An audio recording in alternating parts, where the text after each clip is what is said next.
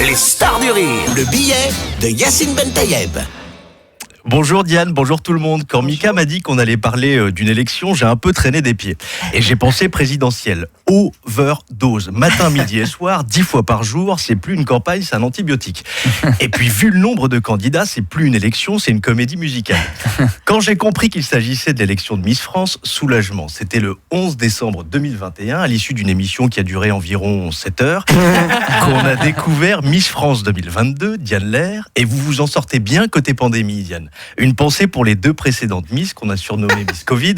Ce sont quand même les seules Miss à avoir été couronnées en plein test PCR.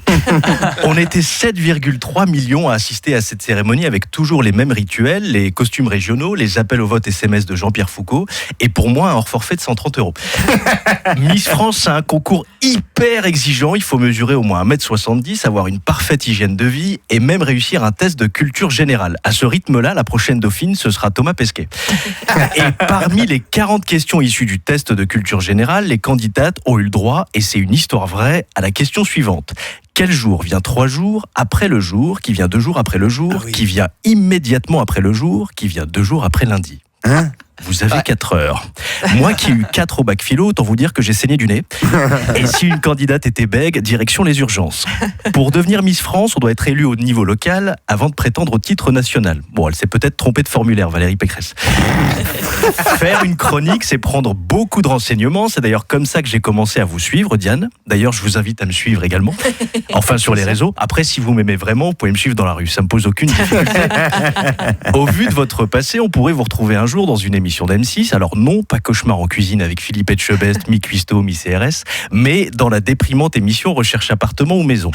Déprimante parce qu'avant de regarder cette émission, moi je pensais avoir un budget. Diane, vous étiez donc agent immobilier, on vous appelait dans le milieu la reine de la contre-visite. Clairement, les gens étaient prêts à tout pour vous revoir, même à acheter un rez-de-chaussée à Limoges, hein Mika? Ah oui, deux, mais... J'ai lu toutes vos interviews récemment, vous disiez, je préfère quelqu'un qui me fait rire à quelqu'un qui déclame un poème sur ma beauté. Ouais. Cette fois, vous avez une vraie raison de me suivre. Quand on tape votre nom dans un moteur de recherche, Google suggère le mot chute. Quand je tape le mien, Google suggère sosie Canteloup. À chacun ses problèmes. Vous nous avez donné une leçon le jour de l'élection en chutant et en montrant que l'on peut toujours se relever. Moi qui habite en face d'un PMU, c'est pas dans les cordes de tout le monde. Miss France rime avec élégance, avec vous il rime aussi avec éloquence, alors vous pouvez être fiers de nous représenter parce qu'on est fiers de vous avoir. C'est très beau, franchement. Merci. Yacine Ben Tayeb. Les stars du rire.